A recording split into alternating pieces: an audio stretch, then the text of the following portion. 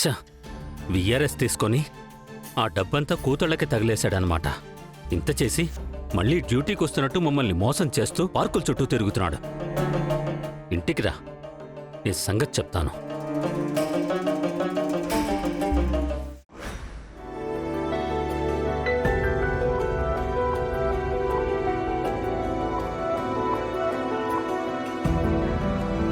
తులసి, పాపం మా నాన్న చూసావా ఎంత బాధపడుతూ ఎలా కుమిలిపోతున్నారు.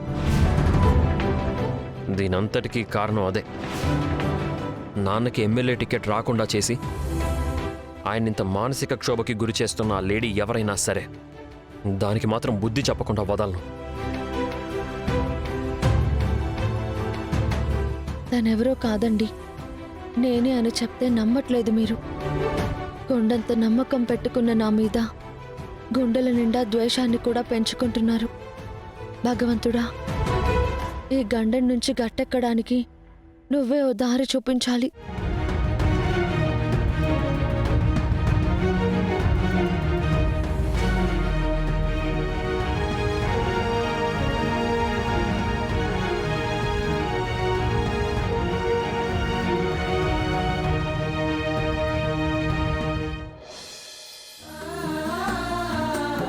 అయ్యా నమస్కారం. అయ్యా నమస్కారం. బసవరాజు గారు నమస్కారం.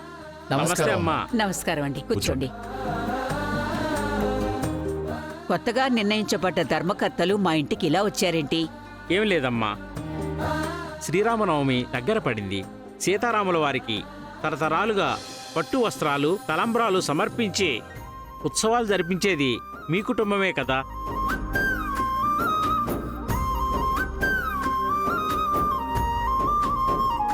ఈసారి కూడా మీ చేతుల మీదుగా కళ్యాణం జరిపిస్తే బాగుంటుంది కదా అని ఆహ్వానించడానికి వచ్చాం. ఉత్సవాలు తప్పకుండా జరిపిస్తాం. కానీ ఈసారి మేం కాకుండా మా కొడుకు కోడలతో ముందుకెళ్దాం. మంచి నిర్ణయం రా బసవా. చాలా థ్యాంక్స్ మావయ్య. ఏమండి, ఈసారి సీతారాముల కళ్యాణం మన చేతుల మీదే జరుగుతుంది. నీలిమా, నువ్వు ఆగు. మహేష్, నువ్వు గతంలో ఒకసారి రాములవారి కళ్యాణం జరిపించావు కదా? అవునమ్మా, నాకు గుర్తుంది. అయితే ఏమైంది? ఈసారి కూడా జరిపిస్తారు. ఒకసారి జరిపించిన వాళ్ళు మళ్ళీ జరపకూడదా? అయ్యో, అలా అని కాదత్తయ్య. పెద్ద కొడుకు కోడలు గతంలో జరిపించారు కాబట్టి ఈసారి చిన్న కొడుకు కోడలతో జరిపిస్తే బావుంటుందని నా అభిప్రాయం.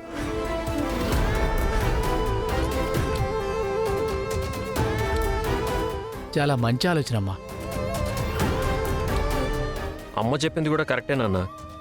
ఈసారి నేను తులసి జరిపిస్తే నెక్స్ట్ ఇయర్ అన్నయ్య వదిన జరిపిస్తారు.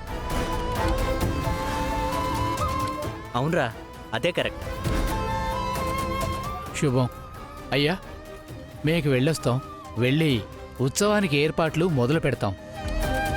వస్తామండి. ఒరే సిద్ధు, వాళ్ళకు కావాల్సిన ఏర్పాట్లేవో చూడు వెళ్ళు. ఒరే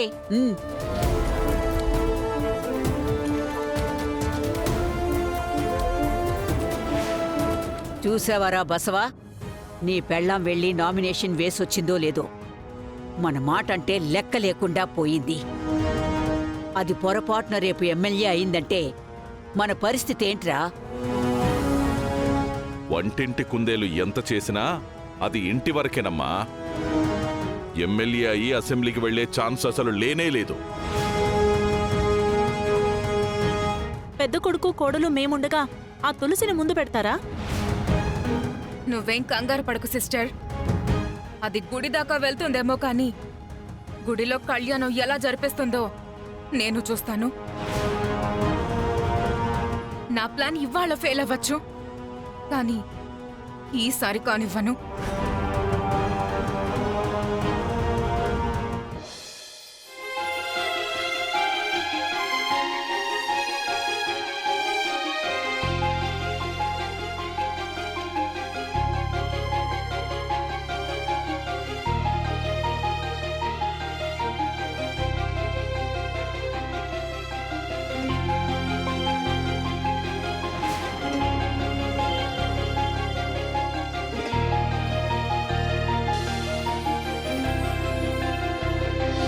జాను పాట పాడుతుందే.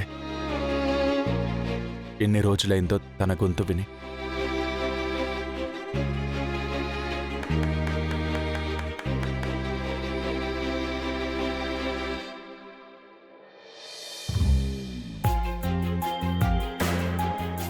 భాను, శైలమా,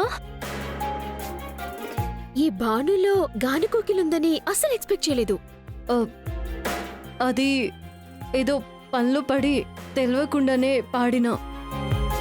పనిలో పడే ఇలా పాడితే ఫోకస్ చేస్తే ఇంకెంత బాగా పాడతావో. సింగర్గా ట్రై చేస్తే లైఫ్ మారిపోతుంది భాను. మారడం అయితే అదెప్పుడో జరిగేది. ఏ ఇప్పుడెందుకు జరగదు? జరగదు, అంతా చేయి జారిపోయింది. నీకు టాలెంట్ ఉంది, కానీ అదృష్టం లేదు. అబ్బా, నీకు చెప్పినా అర్థం కావట్లేదు. సరే, నువ్వు పని చేసుకో.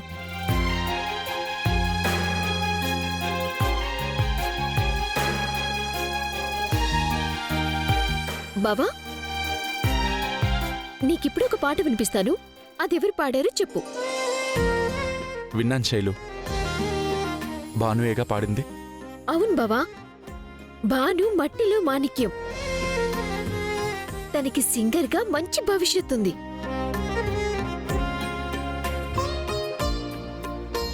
భాను పాట, ఆట, మనసు, మాట అన్నీ నాకు తెలుసు. నా ప్రేమ విషయమే తనకి తెలియదు. బావా, నేనిప్పుడే వెళ్ళి ఈ పాటని సోషల్ మీడియాలో పోస్ట్ చేస్తాను. డెఫినెట్ గా పాట వైరల్ అవుతుంది, భాను పాపులర్ అయిపోతుంది. లేట్గా అయినా సరే తనకి దక్కాల్సింది దక్కి తీరుతుంది.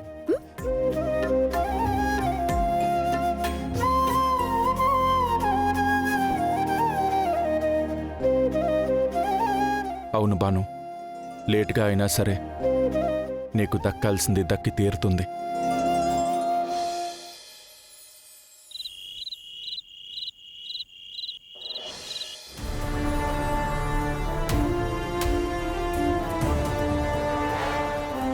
మీ నాన్నగారు ఎప్పుడో విఆర్ఎస్ తీసుకున్నారుగా.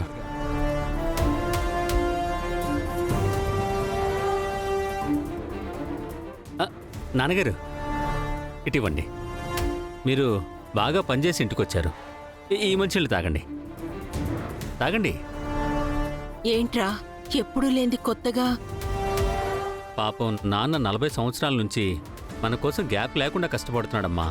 ఆ మాత్రం చూసుకోకపోతే ఎలాగమ్మా? వాణి, నువ్వు నాన్నకు భోజనం పెట్టు, చాలా ఆకలిస్తూ ఉండుంటుంది. సరేనండి, పదండి మావయ్య. ఆగమ్మా, చేతులు కడుక్కొని వస్తాను. ఇటివ్వండి.